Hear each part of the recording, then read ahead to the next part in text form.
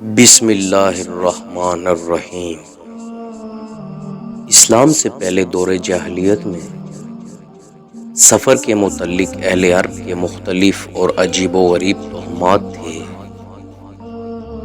حضرات محدثین کرام رحمہم اللہ نے ان سب کو تفصیل سے ذکر فرمایا ہے۔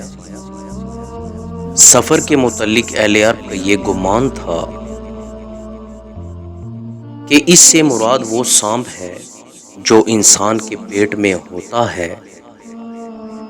بعض اہل عرب کا یہ نظریہ تھا کہ سفر سے مراد پیٹ کا وہ جانور ہے جو بھوک کی حالت میں بھڑکتا ہے۔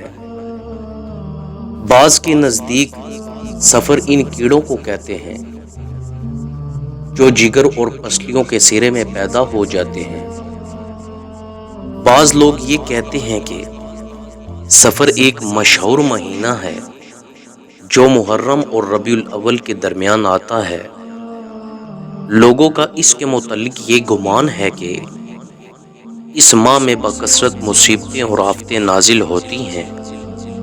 نیز اہل عرب کا سفر کا مہینہ آنے سے بدفعلی بھی لیا کرتے تھے۔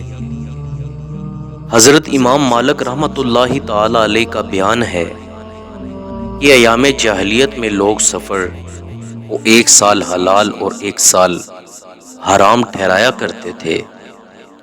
اس کی وجہ یہ ہے کہ کبھی اہل عرب ماہ سفر کو، جو ان کے نزدیک محترم مہینوں میں سے ہے، جس میں جنگ و جدل حرام سمجھتے تھے، وہ ماہ محرم الحرام کو بڑھا کر سفر کو بھی اس میں شامل کر لیتے اور جنگ و جدل کو سفر میں بھی ناجائز قرار دیتے، اور کبھی سفر کو محرم سے علیحدہ قرار دے کر محترم مہینوں سے اس کو خارج کر دیتے اور اس میں جنگ و جدل مباح سمجھتے۔